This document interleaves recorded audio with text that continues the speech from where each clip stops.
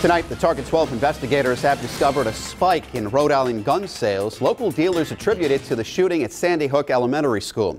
Statistics compiled by the state show that the number of guns sold in Rhode Island increased by almost 40% in 2012, and they've jumped even more since the tragic attack in Connecticut took place.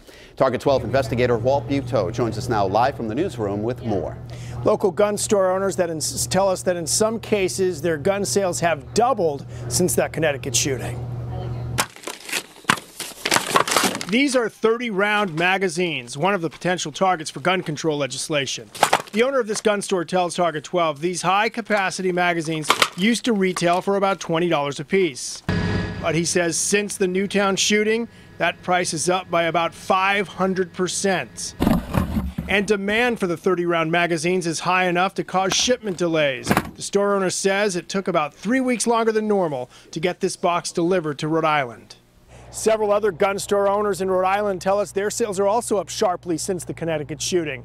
None of them would talk on camera. One of them telling us the last time he went public, several gun control advocates protested in front of his store. Records compiled by the Attorney General and forwarded to Target 12 show that 2,470 guns were sold in December of 2012. A year earlier in Rhode Island, just over 1,400 guns were sold. That's a 72% increase in sales in 1 year. I think it's something we should think about. State Police Colonel Stephen O'Donnell is pushing for a ban on the 30-round magazines, calling for a 10-round limit in Rhode Island. The dealer who's selling these guns believes similar proposed bans on semi-automatic weapons are driving up prices. For example, the Bushmaster 223, which investigators say was used in the Newtown shooting, was selling for about $1,400 before the mass murder. Now the owner of this gun store tells Target 12 that price has more than doubled.